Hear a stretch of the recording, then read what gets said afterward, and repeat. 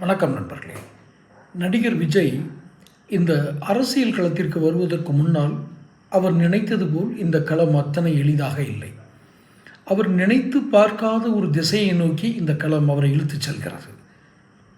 Uncertainty என்று சொல்வார்களவா, எதிர்பாராத நிகழ்வுகள், அதையெல்லாம் கணித்து தான் அவர் அரசியலுக்குள் வந்திருக்க வேண்டும்.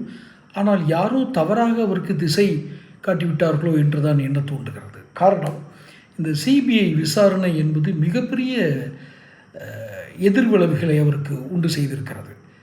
நான் ஏதோ சிபிஐ என்கொயரி நடக்கும்போது கூட உட்காந்து பார்த்த மாதிரி பேசுகிறீங்கன்னு நினைக்காதீங்க.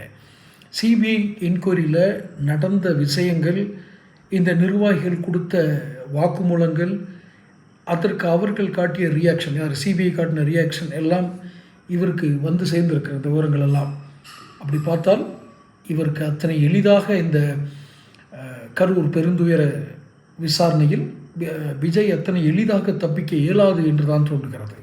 தப்பிக்க இயலாது அப்படின்னா அவர் என்ன மிகப்பெரிய குற்ற செயலில் மாட்டிக்கிட்டாரா அப்படின்னா இல்லை.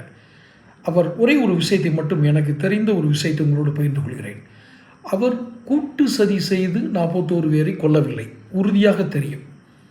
அவர் அந்த ப்ரோக்ராம் ஃபிக்ஸ் பண்ண டேட்டு, அங்கே அவர் போன விதம், இயற்கையாகவே நாம் ஒரு மனிதரை புரிந்து கொள்ளும் ஒரு திறன், இதெல்லாம் பார்க்கும்போது இது கூட்டு சதி இல்லை, கான்ஸ்பிரன்சி இல்லை, ஆனால் நெக்லிஜென்ஸ் இருக்குது. அலட்சியமாக கையாண்ட விதம் இருக்கிறது. அது கூட்டு சதியை விட மிக கொடுமையானது அலட்சியம். இல்லை என்றால் கூட்டு சதிக்கு இணையானது அலட்சியம். நாம் அலட்சியமாக செயல்படுவதனால் இப்படி ஒரு சம்பவம் நடைபெறும் என்பதை அறியாமல் அவர் அந்த இடத்தில் பயணிக்கிறார் என்றால் அது அவருடைய அலட்சியத்தை, அணுவுமின்மையை தான் காட்டுகிறது. கூட இருப்பவர்களுக்கும் அணுவும் இல்லை.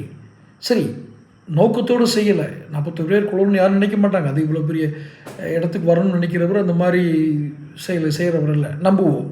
ஆனால் அலட்சியமாக, துச்சமாக அந்த இடத்தில் நடந்து இருக்கிறார் என்பது தான் இங்கே இருக்கிற மிகப்பெரிய பிரச்சனை.